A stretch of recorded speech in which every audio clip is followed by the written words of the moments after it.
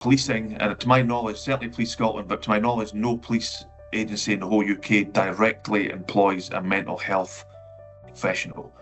Just doesn't, they just don't do it. You know, the police and the blue light services deal with more trauma than anyone else, but they don't employ a mental health professional.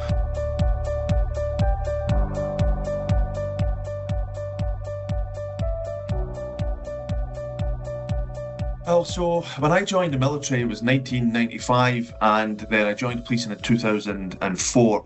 And at that point, it was just, you know, it was just that the toughness was what was expected of you. It was just the time it was. And we've tried to develop that as the years have went on. But resilience is about knowing how incidents affect you and knowing how you can change and develop yourself to make sure, or not to make sure, to help that these incidents don't affect you in the future. But not only that, about supporting your colleagues or your staff if you're a leader. You know, toughness might get you through the there and then of the incident, as does adrenaline, but it's the times when you're driving home from work at 4 o'clock in the morning, you pull up on your driveway, you take the decision whether it's ready, your time to go in or not. And for most of us, when you go into a non-police partner and the words are, how was work? Fine, is always the answer. No one ever says, well, actually, I dealt with an unfortunate death of a small child today, or I went to a suicide, or someone got shot. It's very unusual, unless it hits the media, that you go home and say that sort of thing. But again, we need to kind of change a bit of the culture in frontline services, you know, about how we get that resilience as part of the basics, really. So when new people are joining, we need to let them understand that being resilient is about speaking up as well.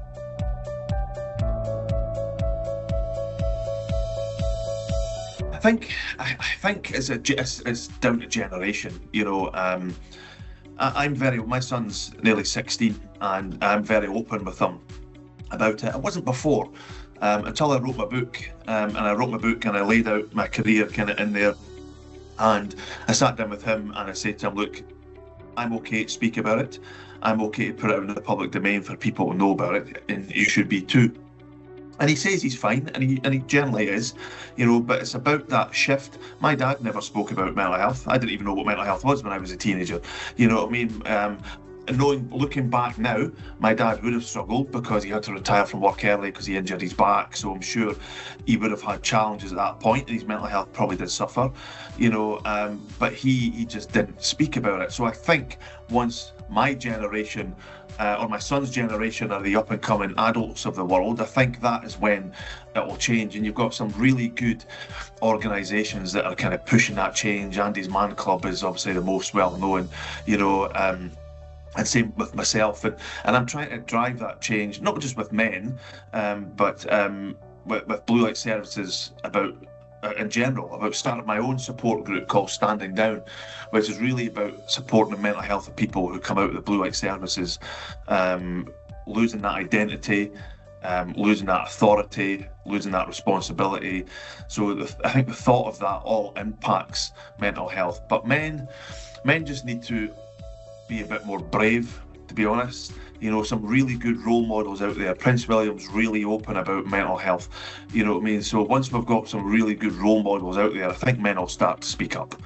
Whether it happens as quick in the uniform services because of that bravado culture, I think that might be a bit slower, unfortunately. But generally, men in general, hopefully in the next kind of few years, men will start speaking up more.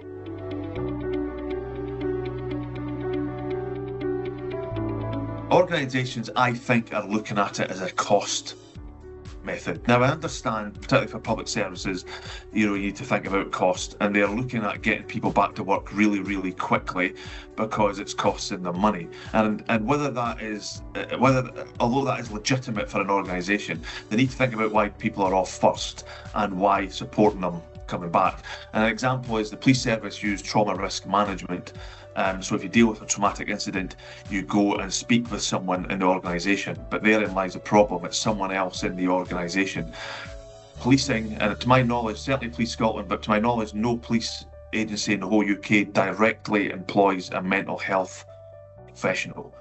they just don't do it. You know, the police and the blue light services deal with more trauma than anyone else, but they don't employ a mental health professional. That's what they need to do. They need to look at their policies, and policing particularly need to employ mental health nurses. I had a call as a supervisor one night asking if one of the custody nurses, because there's a nurse works in every custody centre, whether they can support an officer who just dealt with trauma. 3 o'clock in the morning, he needed to speak with someone, a clinician, and she didn't refuse because she wanted to do it. She said she couldn't do it because the agreement between the policing and the NHS wouldn't allow for that to happen. That's not what they were paid for. They were paid to look after people who were arrested. So I'd send this poor officer home, and he went off sick and he had to go and see his GP in the morning. That is just not right. You know, when you've got a mental health professional who is able and willing to speak to someone in the same building, a matter of 40 metres away, that should be happening.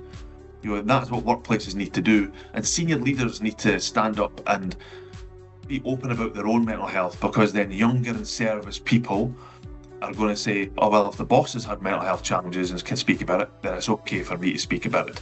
So they need to be more open, and they need to get people with lived experience like me to go in and say, this is how I suffered, and this is how you can do to stop your staff suffering. So they need to listen to people more.